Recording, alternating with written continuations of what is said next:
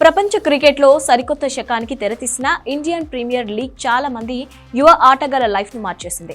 Talent ఉన్న ప్లేయర్లకు అంతర్జాతీయ స్థాయిలో గుర్తింపు తెచ్చేలా చేసింది. అదే సమయంలో వారి ఫైనాన్షియల్ స్టేటస్ ను కూడా మార్చింది.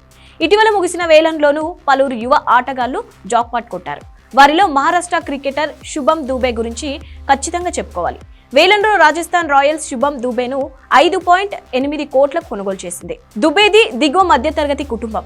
అతని తండ్రి నాగ్పూర్లో పాన్ షాప్ నిర్వహిస్తూ కుటుంబాన్ని పోషిస్తున్నాడు. చిన్నప్పటి నుంచి క్రికెట్ మీద మక్కువ పెంచుకున్న శుభం తండ్రి ప్రోత్సాహంతో దానినే కెరియర్గా ఎంచుకొని రాణించాడు. 29 ఏళ్ల దుబే స్థానికంగా పలు టోర్నీలో ఆడినప్పటికీ 2 ఏళ్ల క్రితమే దేశవాళీ క్రికెట్లోకి ఎంట్రీ ఇచ్చాడు. సయ్యద్ ముస్తాక్ అలీ టోర్నీలో అదరగొట్టడంతో ఐపీఎల్ వేలంలో ఫ్రాంచైజీల దృష్టిలో పడ్డాడు. బంతిని బాదడంలో తనదైన నైపుణ్యం సాధించిన దూబే ఫినిషర్గా గుర్తింపు దక్కించుకున్నాడు. దేశవాళీ టీ20లో అద్భుతమైన స్ట్రైక్ రేట్ కారణంగా వేలంలో ఫ్రాంచైజీలు దూబే కోసం తీవ్రంగా పోటీ పడ్డాయి. వేలంలో భారీ మొత్తం పలకడంతో ఈ యువ క్రికెటర్ ఉబ్బితబ్బిబయ్యాడు. కనీసం క్రికెట్ కిట్ కూడా కొనడానికి ఇబ్బంది పడిన రోజులను గుర్తు చేసుకున్నాడు. చిన్నప్పటి నుంచి కష్టాల్లోనే పెరిగిన శుభం దూబే వేలంలో వచ్చిన డబ్బులతో కుటుంబానికి సొంతిల్లు కొనబోతున్నట్లు చెప్పాడు.